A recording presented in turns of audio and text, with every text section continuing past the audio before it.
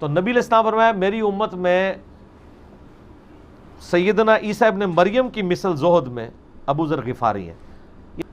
ان تک جب دعوت پہنچی کہ اس طرح ایک پیغمبر آئے ہیں مکے کی سرزمین میں جنہوں نے دعوی نبوت کیا، تو یہ انہوں نے پہلے اپنے بھائی کو بھیجا کہ خیر خبر لے کے آؤ، تو انہوں نے بتایا ہاں اس طرح ایک شخص ہے۔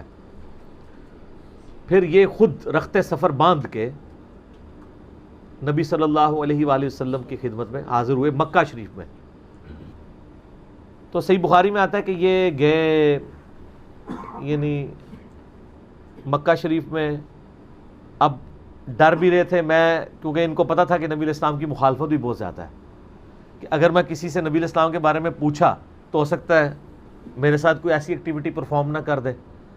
تو یہ حرم مکہ میں انہوں نے ڈیرا ڈال لیا، اور کہتے ہیں میں جتنے دن وہاں رہا نا تو آب زمزم ہی پیتا تھا جب میری کھجوریں ختم ہو گئی۔ زمزم کھانے کا کام بھی کرتا تھا اور پینے کا بھی، زمزم طاقت والا پانی۔ تو کہتے ہیں سب سے پہلے میری جس شخص سے ملاقات ہوئی وہ سیدنا علی ابن ابی طالب تھے رضی اللہ تعالیٰ عنہ علیہ السلام۔ تو کہتے ہیں حضرت علی نے جب مجھے آبزرو کیا نہ تو مجھے اپنے ساتھ گھر لے گئے، کہ پردیسی ہے، کھانا شانا کھلایا، رات ٹھہرایا۔ کہتے ہیں نہ انہوں نے مجھ سے پوچھا کہ کس لیے آئے ہو، نہ میں نے ان کو بتایا۔ یہ میں آپ کو اخلاقیات بتا رہا ہوں کہ دعوت کا کام کتنا ٹھنڈے کر کے کرنا پڑتا ہے۔ آپ تو کہتے ہیں پہلے دن ہی کسی کو رفع الیدین شروع کروا دیں، اتنا آسان نہیں ہوتا یہ۔ تو دوسرا دن بھی اسی طرح گزرا، تیسرا دن بھی۔ تو 3 دن کے بعد ابو ذر غفاری نے خود حضرت علی پہ اعتماد کیا، اور ان کو اندازہ ہوا کہ یہ بڑا، تو انہوں نے کہا میں یعنی ایک، اور حضرت علی نے بھی ایکسپوز نہیں کیا کہ میں نبی علیہ السلام کے قریبی لوگوں میں سے ہوں۔ تو ان کا کہ مجھے تم ایک اچھے انسان لگے ہو تو میں اس کام کے لیے آیا ہوں، تو تم مجھے گائیڈ کرو محمد ابن عبداللہ کے بارے میں ان سے ملنا چاہتا ہوں صلی اللہ علیہ وسلم۔ تو سیدنا علی نے کہا کہ واقعی وہ تو اللہ کے پیغمبر ہیں، اور اس طرح۔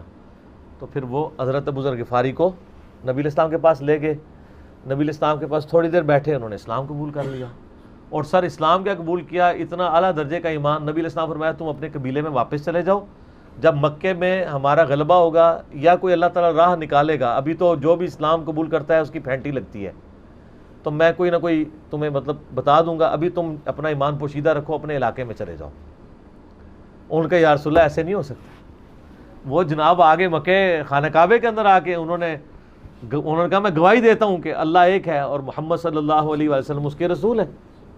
تو مشرکین عرب ان پہ ٹوٹ پڑے، خوب مارا، حتیٰ کہ عباس بن عبد المطلب جو اس وقت تک مسلمان نہیں ہوئے تھے، نبی علیہ السلام کے چچا تھے، لیکن چونکہ بنو ہاشم سے تھے، اور بنو ہاشم آپ کو پتہ ہے متولی تھے کعبہ شریف کے، انہوں نے اپنے آپ کو ابو ذر غفاری کے اوپر گرا لیا کہ تاکہ ان کو کوئی مارے نہ۔ انہوں نے کہا تمہیں پتہ نہیں ہے قبیلہ یعنی غفاری قبیلے سے تعلق رکھتا ہے، تو اس کے قبیلے کے لوگ آ کے یہاں پہ لڑائی کریں گے ہم سے، کیونکہ قبائلی سسٹم تھا نا، اس میں یہ نہیں دیکھا جاتا تھا کہ اس کا مذہب کیا ہے، پہلے نمبر پہ دیکھا جاتا ہے یہ ہمارے قبیلے کا ہے، تم نے ہمارے قبیلے کے بندے کو مارا، تمہیں نہیں چھوڑیں گے۔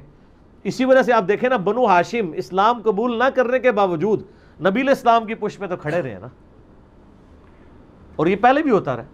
قرآن حکیم میں آتا ہے نا کہ شعیب علیہ السلام کی قوم کیا کہتی ہے کہ اے شعیب اگر تیرا قبیلہ تیرے ساتھ نہ ہوتا کب سے تیرا کام کر چکے ہوتے۔ اس لیے انبیاء ڈومیننٹ قبائل میں آتے ہیں جو شریف النفسی والے ہوتے ہیں، جن میں ایک سسٹم ہوتا ہے پورا۔ تو اور پھر جو ہے نا وہ اگلے دن پھر ابو ذر غفاری نے اس طرح کلمہ پڑھا، پھر ان کی پٹائی ہوئی، پھر حضرت عباس نے ان کو بچایا، اور پھر وہاں سے یعنی وہ چلے